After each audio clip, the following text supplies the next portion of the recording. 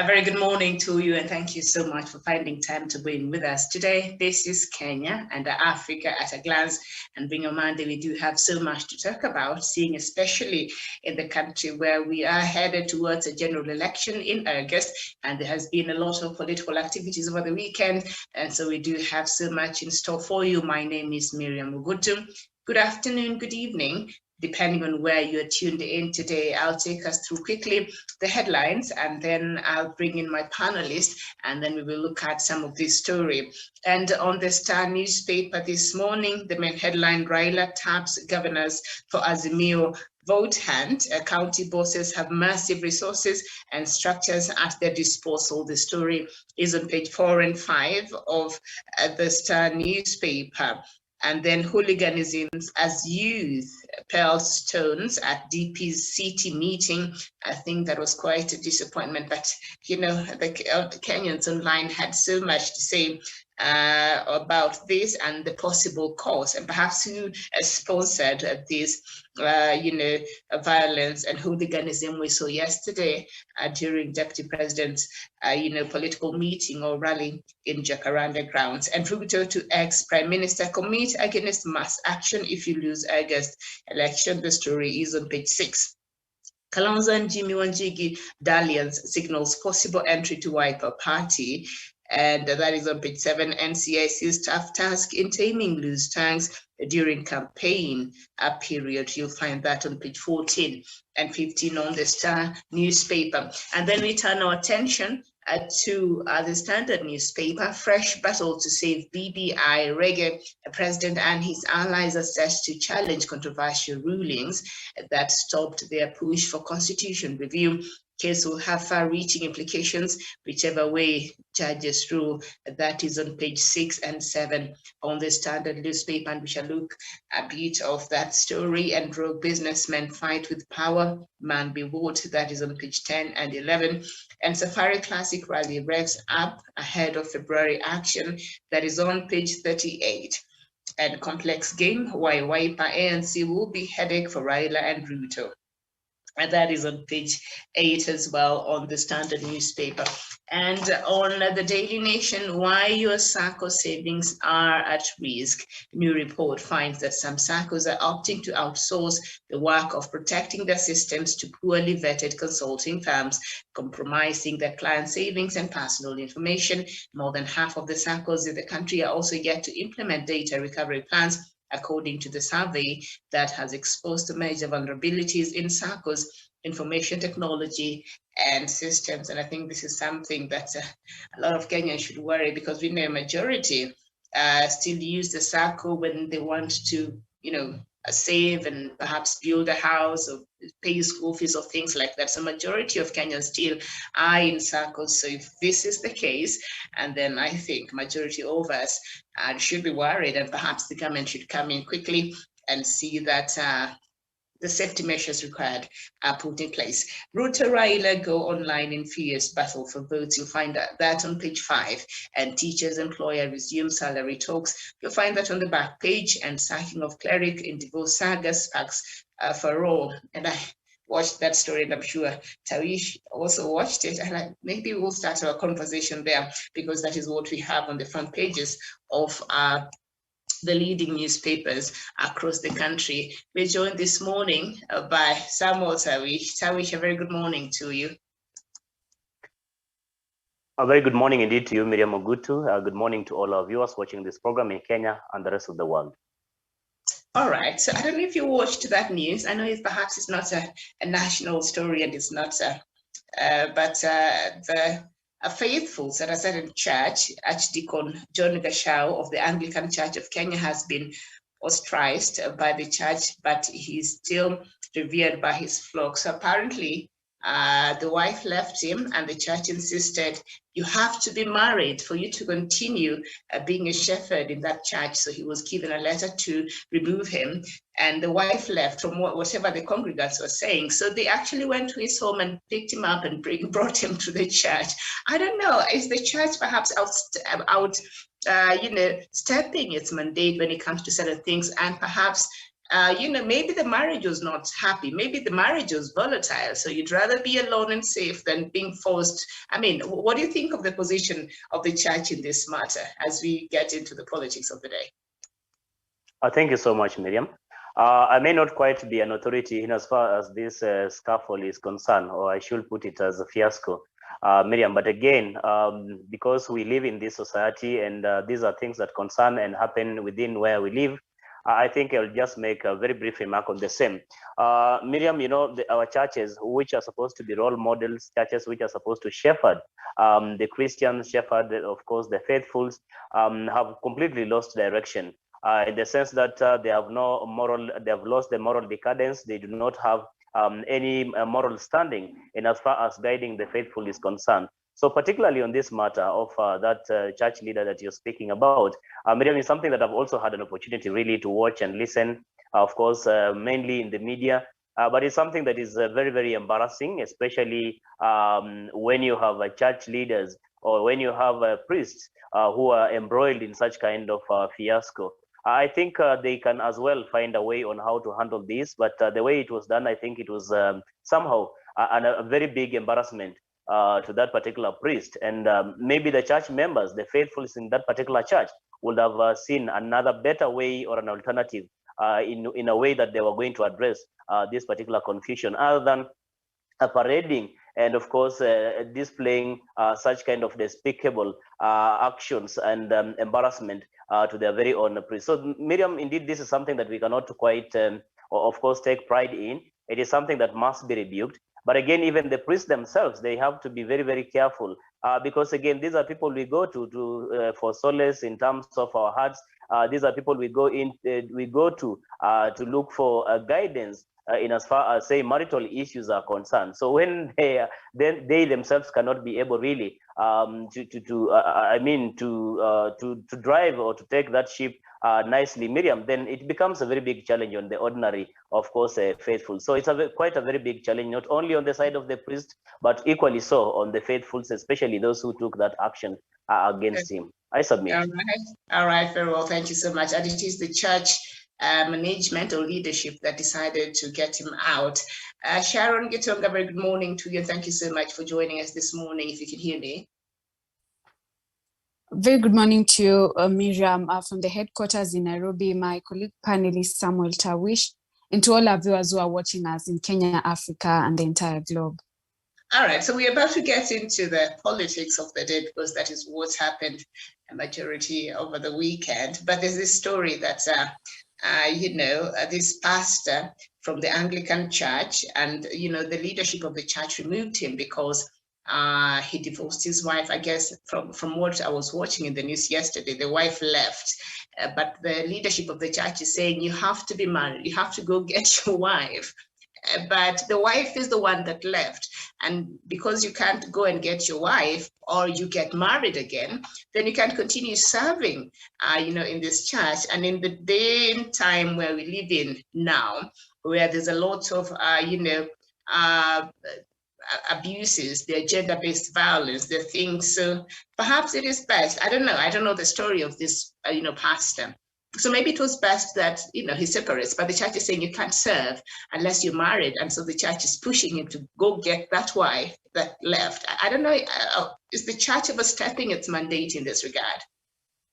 Yes, Miriam, of course, and not just to dwell on that particular story, if I could just generalize on what is actually happening in our current churches, because I've seen so many, sort of similar headlines, in our local newspapers, and I think even internationally, and begs the question of, in whose hands we are safe. And what is currently happening in churches is something that, really needs a sobriety and non-partnership, partisanship, honest and holistic conversations. We have seen churches from the fight of power, corruption, politics, so much backstabbing, and that is not something to quite ignore. And I'm reminded of a story in the Bible, about the cleansing of the temple, whereby Jesus walked into the church and found different people doing all manner of things, and he turned down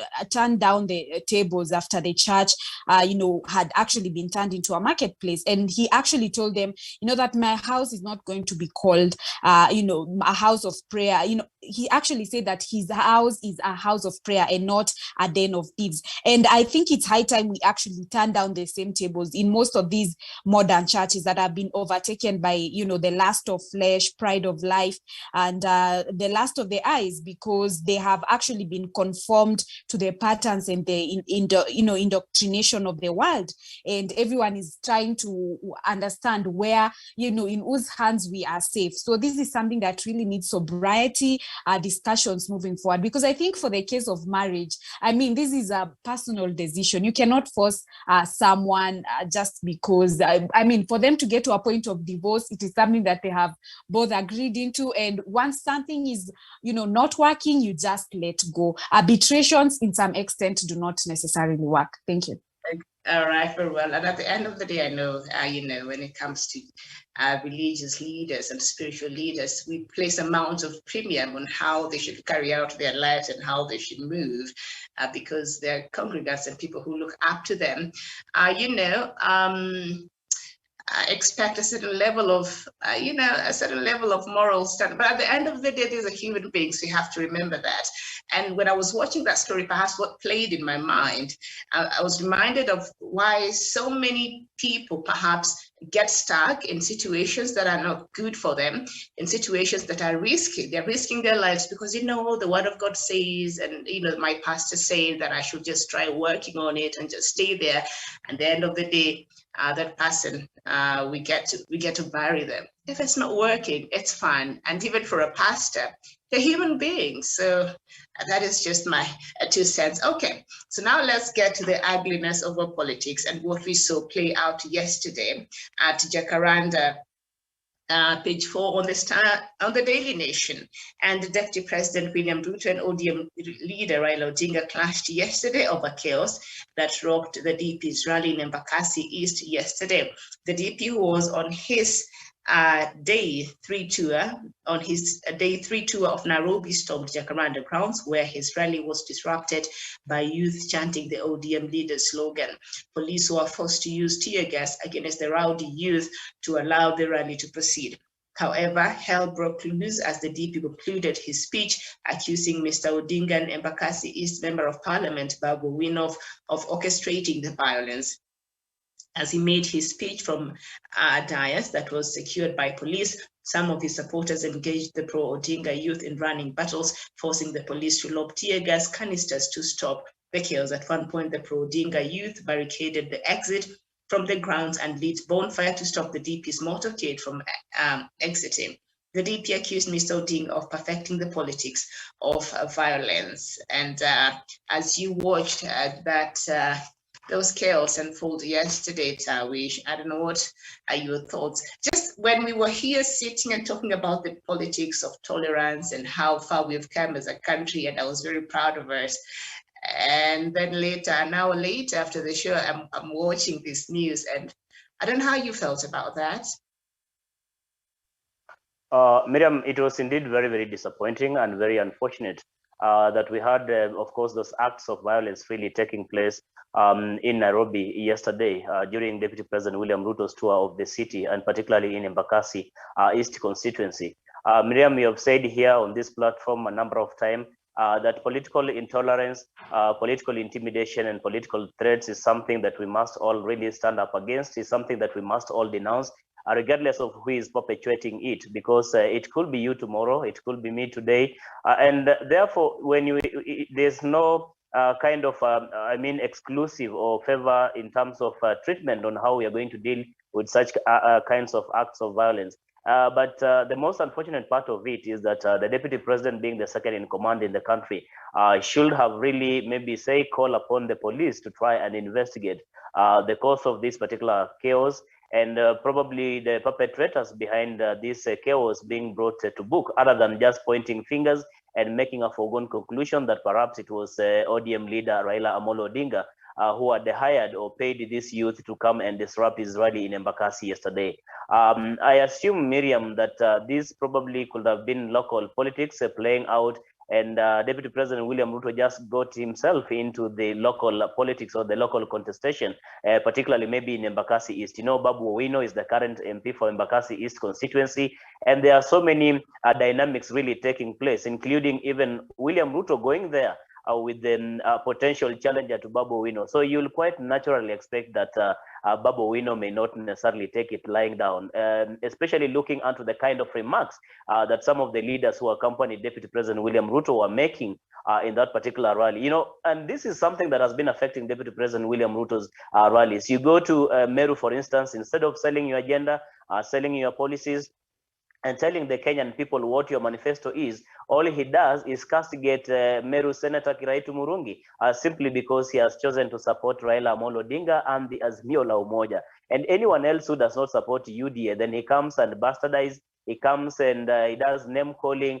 They do all manner of things, including demonizing such the opponents. I do not think this is the way we really need to carry out our politics. We need to carry out our politics with some level of civility, with some level of decorum, and also to accept each and everyone really to campaign anywhere, and including Miriam, the voters really being in a position to be able to choose what kind of leader or political party they are going to align themselves with. We do not want a situation where we are going to hoard everybody into a given political party or into supporting a particular candidate. That's very, very unfortunate. I do not think that's a democracy we have in Kenya. A democracy in Kenya is one which allows everybody to go out and look for votes in every part of the country, and also allowing the voters really to choose whatever kind of leader or candidate or any political parties they really want to align to. So when Deputy President William Ruto goes to Embakasi, for instance, or comes to Nairobi, instead of selling his agenda, instead of selling, of course, his candidates in various, of course,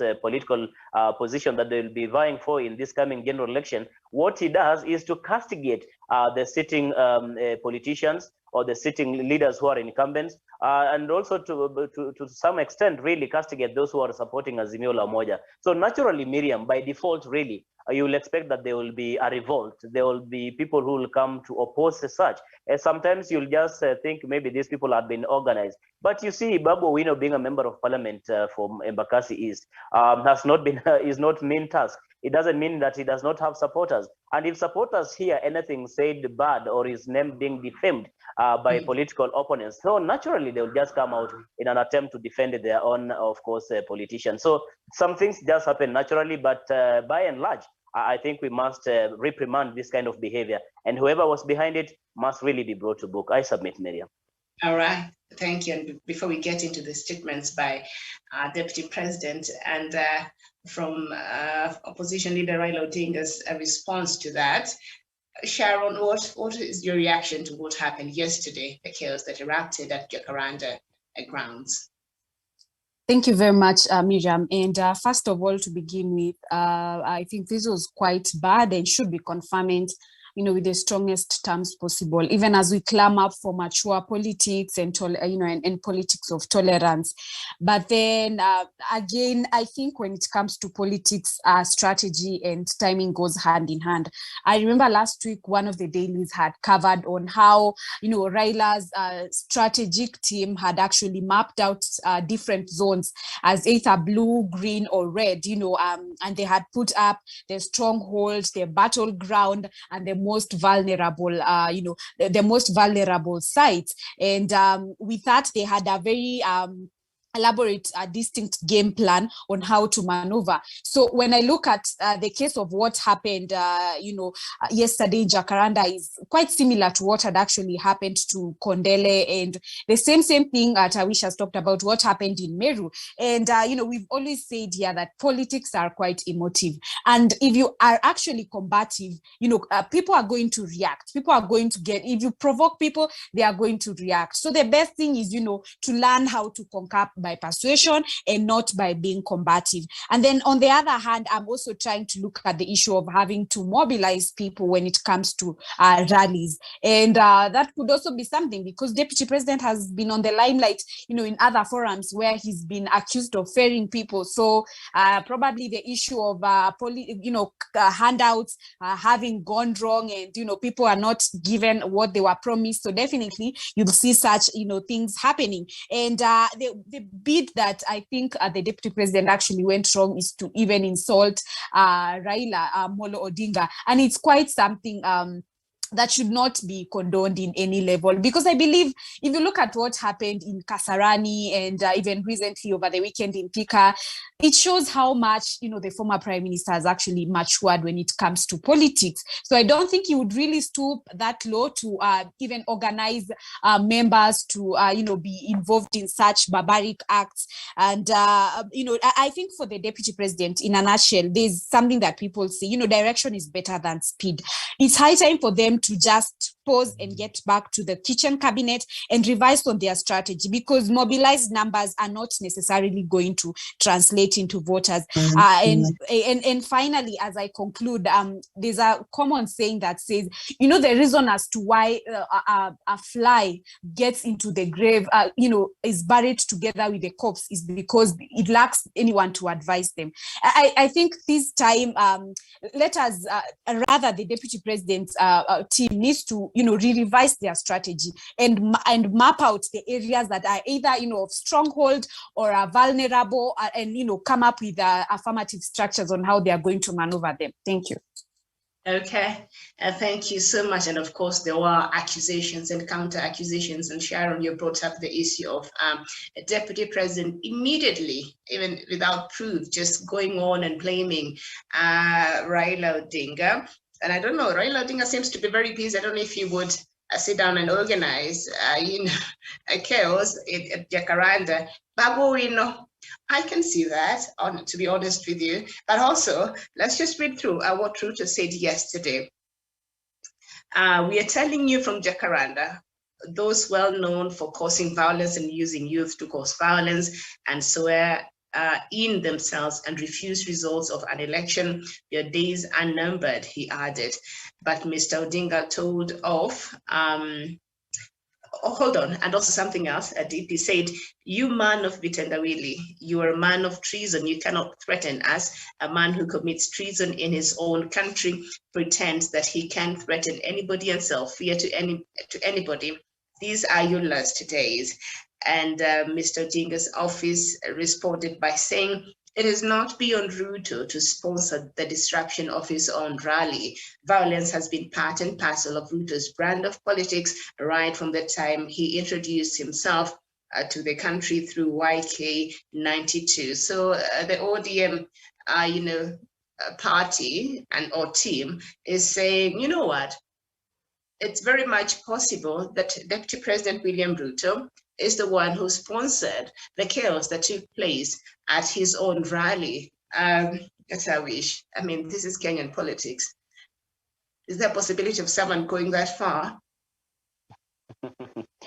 Yeah, Miriam, in politics, anything and everything is possible. And sometimes even these politicians decide to do such kind of things just for political mileage and also to get sympathy votes as a person.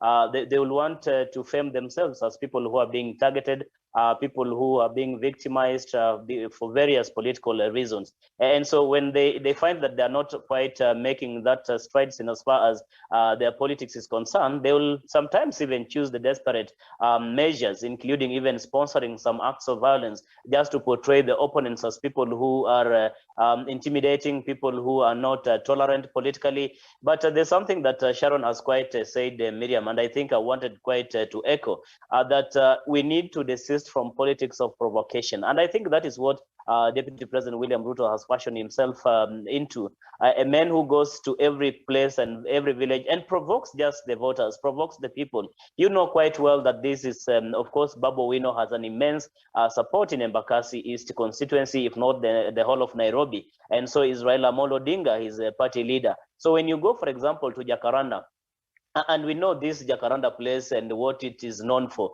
If you go to such a place, Miriam, and you begin castigating Raila Odinga, you begin castigating Babu Owino openly, decampaigning him when the supporters are equally there, what is it that you expect from this particular, of course, people of Embakasi or even Nairobi, to say the least, Miriam? So I think this question of provocation is something that must be addressed, that someone decides to go to a certain place and deliberately, instead of campaigning for themselves, instead of telling people their agenda, instead of selling their policies, instead of telling the Kenyan people how he's going to deal with the corruption, what he has been able to achieve from the time he came into office as deputy president for the last almost 10 years, you go there and you begin name calling. You begin, of course, mudslining the name of Babu Owino and others. Simply because they do not support your party, UDA, or they do not support your political ambition of becoming Kenya's next president. So these, I think, are some of the things that we must quite address. We need to have a complete paradigm shift in as far as how we are doing our politics is concerned. We need to have some level of civility and some, I mean, the humility to accept that anyone can go to any part of the country and freely campaign and sell their policies and agenda without any disruptions whatsoever. So what happened in Embakasi, Miriam, could as well be attributed to Deputy President William Ruto's latest strategy of sponsoring maybe some pockets of violence in some of his campaigns. Because you ask yourself, how come that he had a mega rally in Eldoret and nothing of such really happened, save for, I think, one person who was whisked away. I don't know, he did mention the name of Raila or ODM or Azimio, whatever happened in Eldoret. But we also saw, of course, some acts of violence when Deputy President William Ruto was having just the recent meetings or rally in Bomet, one of his perceived strongholds. I didn't quite hear him come out and say it is Raila Amolo Odinga who has sponsored the people or the youth in Bomet County really to shout down leaders in that particular rally. How come that when it comes to Nairobi, he does that? But I think it is just an acknowledgement, Miriam, and an appreciation that Deputy President William Ruto is getting into that Raila Odinga commands a majority of following in Nairobi as a county, and most of the people in Nairobi really subscribe to the Azimio la Umoja. So he's desperately looking for support, desperately looking for people to come to shift into UDA, something which is not working in his favor. And so he has to find some other machinations just to portray the opponents as people who are politically intolerant. That is something that we do not want to see in our politicians, especially those who aspire to become our next president in this coming election. Miriam, I submit. Okay, thank you so much. And speaking on this during the same rally, Duale, I think laid, responsibility directly to Babu Owino, the Member of Parliament of Embakasi East, and he said, Babu Owino, we are telling you, if you think you can win the next election in Embakasi East through violence, then you have lost it. Mr. Owino did not respond to the nation about the claims linking him to the violence, and Mr. Duale also accused the police of applying the law selectively and failing to protect the DP and his supporters. To the IG, Inspector General of Police, and those in charge of the criminal justice system, you cannot treat the people of Kenya selectively. That there are those who can unleash violence like Babu Owino and Raila Odinga, then you tell us there is hate speech, said Mr. Duale. I did not watch the live events because we were having the show here, but later on I was watching in the news and I saw a good number of law enforcers there. So bringing in politics when it comes to matters of security, Sharon Gitonga, do you think, does Duale have a point in what he's saying? Miriam, thank you very much for that question. And of course, I would not wish away the remarks by the ODM, supporters that this could have actually been a well-orchestrated plan in a bid to seek for sympathy, because he has now, realized on how much, the ground has shifted. And I think this was quite evident in Thika, looking at the crowds and the number of, top governors and leaders that were actually present during the Mount Kenya. So definitely, and this actually goes back to the question of the strategy. And I think every time the strategy and, the communications intel of UDA seems to be failing every time. So this could actually be a well-orchestrated plan, to divert the minds of because clearly the attention on Saturday was all or rather over the weekend, it was all on, Azimio la Umoja. So to remain quite relevant, it could have been a well-orchestrated plan that, seemed to play out, but now, things are moved from, worse to worse. And, but then looking at the deputy president, this has been someone who has been opposition. I mean, opposition has been his forte from, opposition of the, 2010 constitution, look at the BBI, the handshake, and currently even the political parties bill. So I don't think I would really, wish away such kind of a remark, coming from the, the ODM group. But now just in a nutshell, I think each and every leader needs to, practice what you call the politics of decency. And I cannot emphasize on how many times we've talked about the politics of tolerance and a level playing field. So because democracy is all about transversing each and every part of this country without, without being disrupted. But then again, the biggest question is, why is it that, most of all the campaigns, that deputy president actually, calls out or plans out are always marred by chaos. See what happened in, Eldoret and Kondele, in Meru. That is the biggest question. In as much as we try to preach the politics of tolerance, but this person, or rather the UDA sycophants are not willing to change. They still want to capitalize politics, and we will not be able to progress as a country. So I think it's high time he actually heeds to the advice, advice of the people that have been there before, so that even in future, it's not going to, mess his political affiliation. Thank you.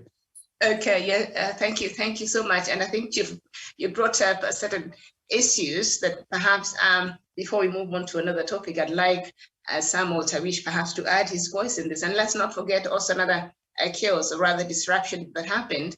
I think some UDA members led by Honorable Alice Wahome were in Western Kenya, I believe, and they're going to meet, I don't know if it was a meeting or a rally, I'm not sure, but the police, I don't know, they were stopped, the details of that. And also what we saw happen at Jacaranda grounds yesterday. So Tawish, Sharon is saying, because the rally at Thika was a huge success, and that has been trending before it happened, when it happened, and after it happened. So perhaps this chaos and this disruption could be a way of the UDA, allegedly, I'm just trying to understand what Sharon was saying, to try to just bring something else, and perhaps that success that was witnessed in Thika, for people now to look at this Azimio a different way. And also Sharon has brought in something very interesting. Why is it that it is only UDA rallies that get disrupted in certain areas in this country? Why we've not seen any kind of violence at the Azimio team? We've really not. If you compare now and what we've had in earlier electioneering periods, we've not really seen that. So is it because there are actually people who are out there to get them and disrupt the rallies, or what do you think is going on? Miriam, if you looked onto the pattern of some of the ugly incidences that you have witnessed in as far as politics in the country are concerned, you'll quite agree with me and even the opinion of some of the people who have looked at it that way, that indeed it could be something that is well orchestrated, something that is, that is pre-planned, in terms of Deputy President William Ruto and his UDA allies going out in some of areas that are perceived to be the strongholds of Raila Amolo Odinga. And when you listen onto the quick script in succession coming from the UDA brigade, it quite tells you that there's something probably that is not telling, in the sense that you cannot just, for example, go to Embakasi East constituency or in Jacaranda to be particular, and then when violence erupts or when some pockets of chaos really erupt in that particular place, every leader in that particular UDA rally is quick really to point fingers at Raila Amolo Odinga and ODM and not any other politician. We all understand that there are so many people who have, of course, declared interest to contest for presidency in this country. Of course, that including Raila Amolo Odinga, there's Musalia Mudavadi, there's Kalonzo Musyoka. There are so many other presidential candidates really who have declared interest. How come that when such kind of things really happen, the Deputy President William Ruto is very quick to mention Raila Odinga's name? He's very quick to drag in Raila Molo's Odinga's name. I think it is quite telling, and you can quite make a conclusion that perhaps the Deputy President William Ruto knows that Raila Odinga is his main challenger in as far as this Uhuru Kenyatta succession race is concerned. And so he will want to take every opportunity to try and, of course, depict him as a man who is not tolerant enough, as a man who is not sellable enough, as a man who cannot pursue the peace that he's been preaching all along. And that is why you see when he goes to Kisumu, there are certain things that really happen in that region. When he goes to Migori, there are certain things, ugly things that really happen in those regions. Now he came to the city. I've seen him actually campaigning in almost every part of Nairobi. But in almost his last tour of the city yesterday, it was like somehow disappointing to him that nothing really happened. So maybe it was something that was planned by the end of the day, because he was expecting when he went to Dagoretti, he went to Kasarani, he went to Roysambu, he went to Mathare, nothing of such really happened. And so he felt like maybe something really had to be done. So as, of course, to whitewash whatever was happening on Saturday, that is the Azimio La Umoja event in Thika. I really agree with Sharon Gitonga that the Azimio La Umoja event in Thika was very, very successful. The Azimio La Umoja movement is gaining momentum with every elapsing minute. And the Deputy President William Ruto and his brigade are not quite comfortable. They are not sleeping pretty well, seeing how Raila Amolo Odinga is making inroads and Azimio La Umoja becoming more popular each and every day. So he will try desperately to try to do something to just try and water down, of course, the steps and strides that Azimio La Umoja and Raila Odinga is making in as far as not only climbing the mountain is concerned, but I think generally in as far as his, of course, the ratings in the entire country is concerned. Miriam, I submit. Okay, thank Miriam, you. just a minute, if I could add on to what Tawish has said.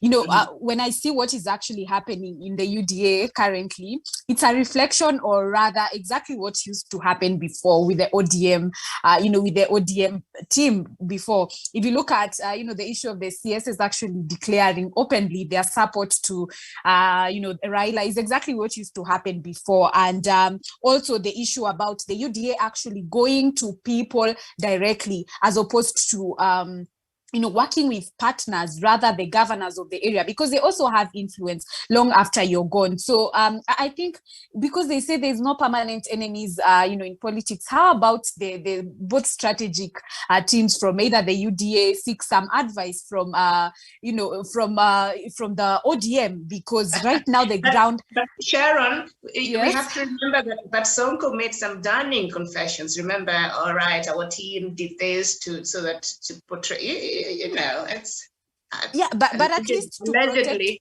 Yes. But I think at least to protect the image of UDA and their future, because clearly they do not have any. Right now there are very lesser, chances of them actually gaining to power. But maybe to protect their future affiliation, maybe they could get some of the wisdom or some of the advices from the ODM, because as I finish, if I remember what actually happened in Mount Kenya, and it is something that has really caused so much concern. And I just remembered a while back, I think it was Rigathi was saying selling Raila to Mount Kenya is like selling pork to the Arabs. Yeah, because it is prohibited there. But when you look at, what happened now, Mount Kenya is slowly scaling up for him to be able to, it's something quite ridiculous. So in a nutshell, Miriam, I think they need to get some of the strategies that ODM has deployed. Okay, all right, thank you so much. And of course, the fear that was being sold. Raila is a monster, and some of the leaders have come out and said, you know what, that was just a smear campaign. So maybe that is just part of why Mount Kenya, these are the regions that were Jubilee strongholds, are beginning to warm up. And we shall continue with these conversations, and I'm hoping the police are on it, and perhaps investigations have started so that they can get to the bottom of this and find out who really sponsored the chaos that we saw yesterday play out at Jacaranda grounds. Politics of intolerance, that is something that we should all condemn from whichever side, whichever divide, you're supporting. That is something that should be condoned by the strongest terms possible. We don't need that in this country. We've had enough of that, and we've seen what that can do in terms of disrupting and causing instability in this country. And you would think that these politicians have learned, right? Like you would think, with our history, our recent history, you'd think that perhaps they would have drawn some lessons, but I guess not. Okay. Now let's get into the politics of One Kenya Alliance. And on page 6 on the Daily Nation, Wiper Party leader Kalonzo Musyoka has dismissed claims that the One Kenya Alliance is on the verge of collapse, saying its principles were focused on identifying a joint presidential candidate. Mr. Musyoka said each of the One Kenya Alliance principles was free to popularize its presidential bid, and this did not mean the union was falling apart. Tawish, are they in denial? Because I don't think they're going to get a presidential flag bearer. And if they do, I'll eat back my words. Miriam, you're not your view. And congratulate them. Yeah. Your view and opinion is not any different from most Kenyans, because again, we interact with most Kenyans each and every day from where we live and even in our interactions everywhere else in the country. Miriam, when former Vice President Kalonzo Musyoka comes out and, of course, dismisses the talk that maybe there's going to be disunity or there's going to be of disintegration of the One Kenya Alliance, it is not the people, it is not the opponents who are coming out and maybe anticipating that. It is them who are actually displaying or even maybe possibly showing us that showing us that trajectory, that they are not quite speaking from the same script, because you could clearly see the other day when they had that meeting in Elementaita in Rift Valley, we did not see Musalia Mudavadi of ANC showing up in such a very critical meeting, Miriam, where they were supposed to discuss or adopt a technical committee's report in as far as who is best suited to fly the Oka flag. You cannot quite expect that one of the key proponents and front runners in the One Kenya Alliance will quite be missing. And it was quite telling in itself, in as much as they came out and dismissed reports of them disintegrating, in as much as they came out to affirm to their supporters and to the entire nation that they are together and they will be soon unveiling their candidate. The question Kenyans are asking, there's speculation that perhaps there's push and pull in terms of candidature or not. And the same sentiments have equally been heard coming from the ANCs. Of course, ANC backyard, where you have Senator Malala coming out and saying it is Musalia Mudavadi who should be the flag bearer for One Kenya Alliance, short of which they will be, of course, choosing to go a separate direction. I think this marriage is over. What they are trying to do is just marinating it. They are trying to sugarcoat it. They are trying to buy time. But what we understand that the marriage in the One Kenya Alliance is actually over. It is only prudent that these all politicians and leaders that make the One Kenya Alliance quite come out in the open, frankly, and be courageous enough to tell the Kenyan people, and particularly their supporters, that they cannot make it as One Kenya Alliance.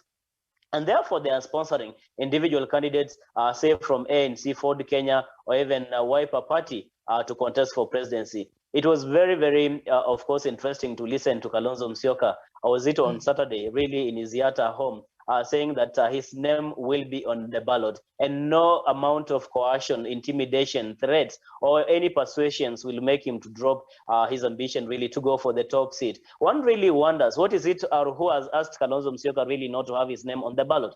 We have said here a number of times, Miriam, that anybody, any Kenyan who is qualified really has a democratic right to contest for any position in this country, including going for the presidency. The ultimate thing will be then, Miriam, by the end of the day, how many votes are going to be counted in your name. I mean, that is the most important thing. So unless Kalonzo Musyoka or Musalia Mudavadi, Wetangula, Girongo, and others just want to be in the presidential race just for the sake of it, and not necessarily to make any impact, or not necessarily be able to upset the current status quo that is on Raila Amolo Odinga on one hand and the Deputy President William Ruto on the other hand, I not quite think, and I'm not persuaded, and just like you said, Miriam, I will be quite surprised that these individuals, or even one Kenya, if they were to sponsor one single candidate and rally behind that candidate, that they can quite make a mark or even upset the current status quo that we have. That one you can be sure of. I submit. All right, thank you. Thank you so much. I have to rush it now because we only have like 9 minutes remaining because there's a show that Dr. Matanga will be on, and we'll be streaming it live from exactly 10. So we have to hurry up. Sharon, I don't know if Kalonzo, especially Kalonzo, I don't know if he is in denial. And I don't know if you really have confidence that they will announce a flag bearer. Personally, I don't think so. And if they happen to surprise me, I will eat back my words. But also yesterday, a Mali National Congress leader, Musalia Mudavadi, hinted at a major political declaration during the party's National Delegates Conference at the Bomas of Kenya on Sunday. Mr. Mudavadi, who spoke in Nyamira County yesterday, said the announcement will lead to a major political shift ahead of the August 8th general election. I mean, is Mudavadi taking himself too seriously, or he's actually a game changer in this political dynamic and we've refused to acknowledge that? Sharon. Thank you very much, Miriam. And of course, I'll begin by agreeing with you that clearly Kalonzo is in denial of the truth. First of all, why did Musalia actually miss out on the retreat at the Great Rift Valley Lodge in Rift Valley? That is actually one of the evidence that they are all reading from different scripts. And I was just having a discussion with one of my colleagues, and he was telling me that speculations have it that the technical team actually settled for Kalonzo as the flag bearer, with either Musalia or Martha Karua as the running mate. And I'm sure this news did not turn out so well even for Musalia, or rather he had actually seen it coming. That is why he deliberately decided to abscond the meeting. And for Kalonzo, and probably I don't know if I'm reading too much, but for me, from what happened on Saturday and with the snake, I think that is a symbol of bad omen. And for me, I'm quite convinced, because I'm trying to look at the snake as a representation of what happened in the Bible, during the fallout of Adam and Eve, how the snake was a bad omen, and why did it have to show up during the day and at that dead? So probably it should be a sign that it is not time yet for him to go, for him to clinch power.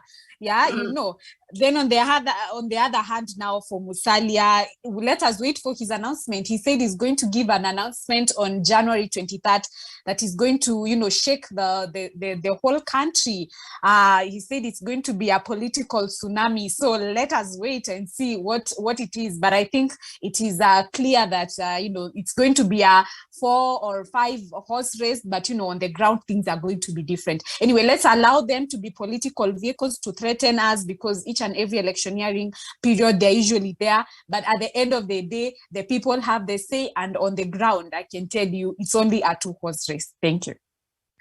Sawish, it seems to want to talk about the snake now. Even Sharon has, perhaps I'm the only person who thought that maybe, the villages, the snakes all over the place. I didn't think it was a big deal. But yesterday, Sharon is echoing what you and Doctor said yesterday during the show, and Wesonga. We talked about it, Sharon, yesterday during the Africa Showdown, and Tawish and Wesonga and Dr. Matsanga, they're all in agreement. That is really a bad omen. And also, Dr. Matsanga was able to explain to us in African culture what that means. So it seems to be the only visitor in Jerusalem. But Tawish, I will not let you comment on that.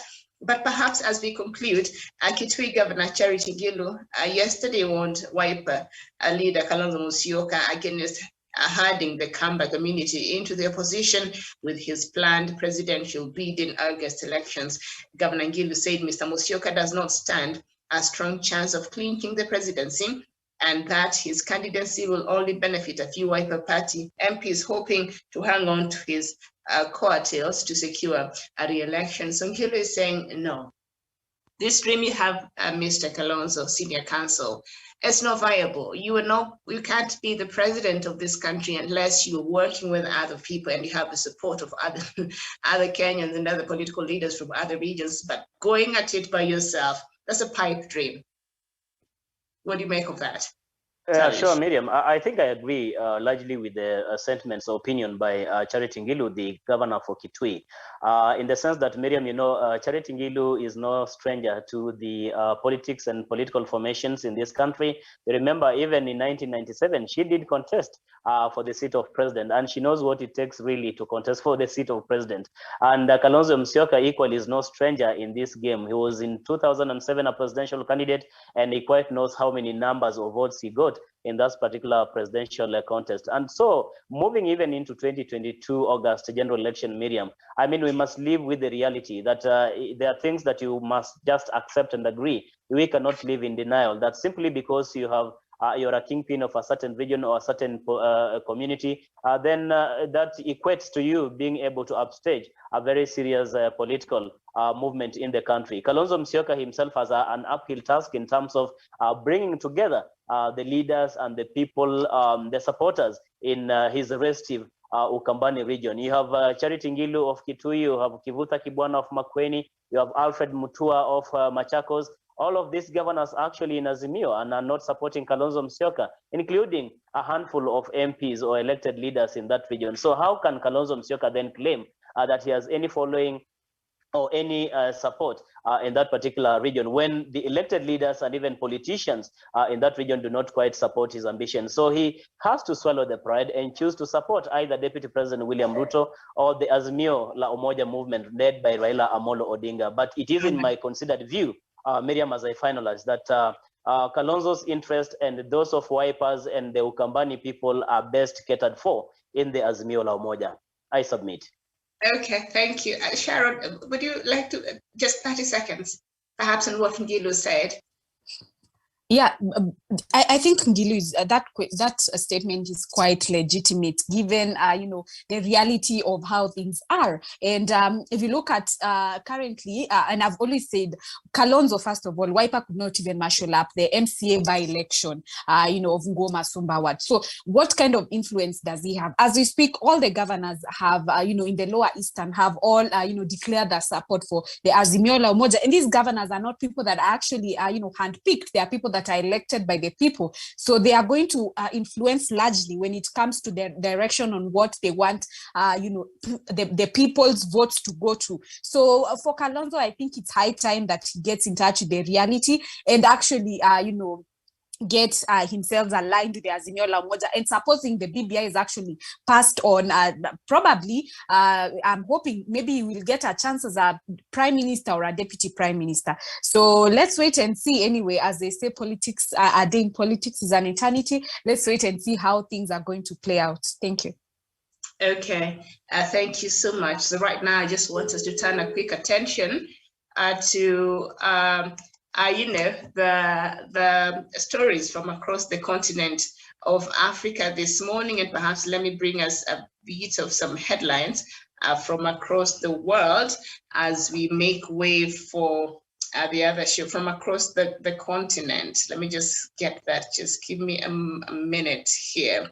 All right, and so we start with the punch from Nigeria, where stakes kickers and NPC continues deductions. FAAC meets on Wednesday. Deductions not justified, says Delta. It's injustice against Ekiti. That is, according to Commissioner, a state federal government may clash and subsidy not under control, says NNPC. Okay, I'm sure the people from Nigeria will understand what that even means. The Guardian, another newspaper from Nigeria, Nigerian ratios 2,500 megawatts over vandalization of gas-fired plants. They seem to be having the same problems we're having here at KPLC.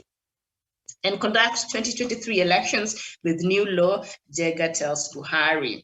That is what we have. And IPOB declares sit at home tomorrow to back Kanu. I think Kanu will be going back to the court tomorrow, and maybe we will talk about that tomorrow, God willing. And hundreds of Kaduna residents flee as bandits attack again. Okay. That's a problem there. And the daily news from Zimbabwe: government orders probe, and TPA reads big on cargo handling. And then the Citizen from Tanzania: riddle of scarcity of soda as government probes price hike. The scarcity of soda. Okay. And the Daily Monitor from Uganda: how UPDF soldiers shot at traffic police. All right. A New Vision also from Uganda: NUP top bosses in bitter split. And then Daily Citizen from Zimbabwe, yes, churches enlist citizens on talks in a bid to press dilly-dallying political leaders. I think perhaps that is a good thing. And still from Zimbabwe, ED fires party chef over ballot scandal. So that is party chief, I think. The headline was written wrongly. And from the UK, Prime Minister accused of attacking BBC to save his own skin. And you've seen, I told you, you watched the international news, Boris Johnson seems to be in a lot of trouble because of the parties that were held during the COVID, pandemic last year. And so he has been under fire for those parties. So I'll read quickly some, the African stories as captured on the Daily Nation, and I'll start with Sudan. Sudan has revoked the license of Al Jazeera Bashar, a part of the Qatar-based network, accusing it of unprofessional TV coverage of anti-coup protests, the channel said on Sunday. The Sudanese authorities announced they revoked the accreditation of Al Jazeera Mubashar and barred its team from working in Sudan, tweeted the news channel. Sudan has been gripped by political turmoil since top military leader General Abdel Fattah al-Burhan launched a coup on October 25th. The military power grab triggered mass protest by pro-democracy movements commanding civilian rule that was met with a deadly crackdown. And then we go to Somalia, where a Somalia government spokesperson was wounded on Sunday in an attack by the Al-Shabaab jihadist group. Though his wounds are not serious, the Prime Minister's office said the spokesman of the Somalia federal government was wounded in a terrorist attack. His injuries are not serious and we wish him quick recovery, the office said in a statement. And then we head over to some news from African Union, where the African Union on Saturday expressed readiness to support consensus among all political parties in Sudan to achieve a political transition in the country. The AU's position was conveyed to Chairman of Sudan's Sovereign Council, Abdel Fattah al-Burhan, by AU Commissioner for Political Affairs, Peace and Security, Bankole Adeoye, during a meeting in Sudan's capital in Khartoum, the council said in a statement. And then I think that is what we have in brief of what is the latest from across the continent. I know the issue of Sudan and revoking the license of Al Jazeera is something that perhaps we'd like to comment on, but I think we will talk about it during our 11 a.m. show, where we shall have diplomatic leaks. And the topic at 11 is, does Somalia need rearrangement to survive? And while we'll be looking at that, I think we shall revisit that issue of Sudan revoking Al Jazeera's license, because it is the Gulf proxy war possibly at play there. Qatar, UAE, they have some level of influence in Sudan, and there has been some level of proxy war. So is it that, or is it because actually Al Jazeera was going against some of the late laws there in regards to broadcasting in Sudan? So we shall look at that as we look at that topic at 11 a.m. Thank you so much. Right now, I'll make way to that a live show that will be streaming from one of the local television stations here, where Dr. Matsanga will be live there. So thank you so much, Tawish and Sharon. We'll meet here at 11 a.m. Thank you so much for watching. My name is Miriam Mukutu. Good morning.